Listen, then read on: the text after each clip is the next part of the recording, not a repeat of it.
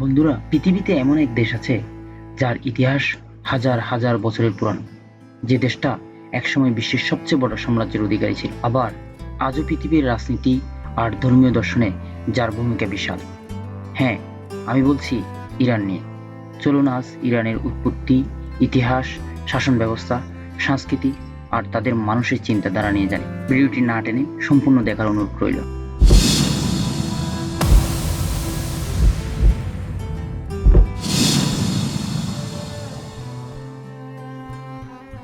Iran, যার প্রাচীন নাম ছিল পারস্য, প্রায় 2500 বছর আগে খ্রিস্টপূর্ব 550 অব্দে পার্সিয়ান নেতা সাইরাস দ্য গ্রেট গড়ে তোলেন আকেমেনিড সাম্রাজ্য।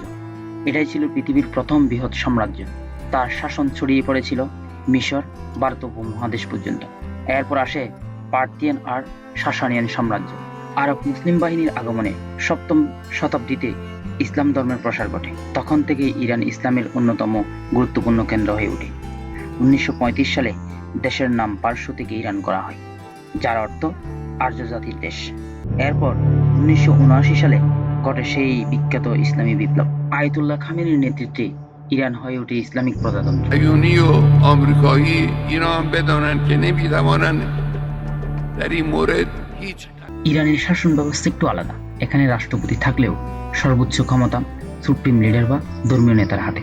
বর্তমানে supreme leader Ayatollah Ali Khamenei. ده سرطانی از هنگام آغاز مرحله‌ای رشد کرده و به রাষ্ট্রপতি নির্বাচন হলেও সুপ্রিম লিডারের অনুমোদন ছাড়া কোনো বড় সিদ্ধান্ত হয় না।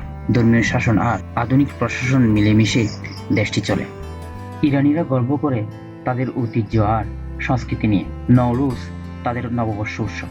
হাজার বছরের ঐতিহ্য, শিল্প, সাহিত্যে পার্সিয়ান কবি রুমি, হাফিজ আর সাদির নাম আজও বিশ্বজুড়ে আলোচিত। ইরানের রাষ্ট্রভাষা ফার্সি বা ফার্সিয়ান। তাদের পোশাক আশাক, খাবার, বিশেষ করে কাবাব, বিরিয়ানি আর দইয়ের শরবত বিখ্যাত। পারস্য কার্পেট, মিনিকারি আর হস্তশিল্পও বিখ্যাত।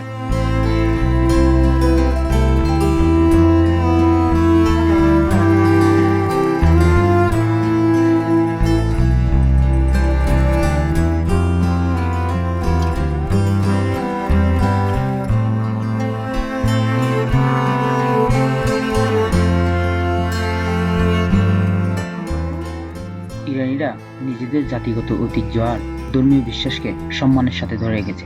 শিয়া মুসলিম সংখ্যাগরিষ্ঠ এই দেশ ধর্মীয় চিন্তায় অনেকটা রক্ষণশীল হলেও সাহিত্য, শিল্প, সংস্কৃতিতে বরাবরই মুক্ত চিন্তার পরিচয় দিয়েছে। তাদের ইতিহাসবোধ, সংস্কৃতি প্রীতি আর দেশপ্রেম চোখে পড়ার মতো। ধর্ম আর ঐতিহ্য একসঙ্গে বাঁচিয়ে চলার এক অনন্য উদাহরণ ইরান।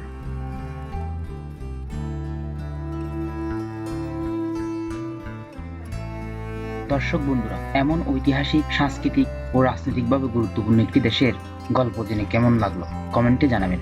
আর ভিডিও ভালো লাগলে শেয়ার করতে ভুলবেন না। নতুন নতুন দেশের ইতিহাস ও ডকুমেন্টারি দেখতে সাবস্ক্রাইব করুন আমাদের চ্যানেল। দেখা হবে পরের ভিডিওতে। আল্লাহ হাফেজ।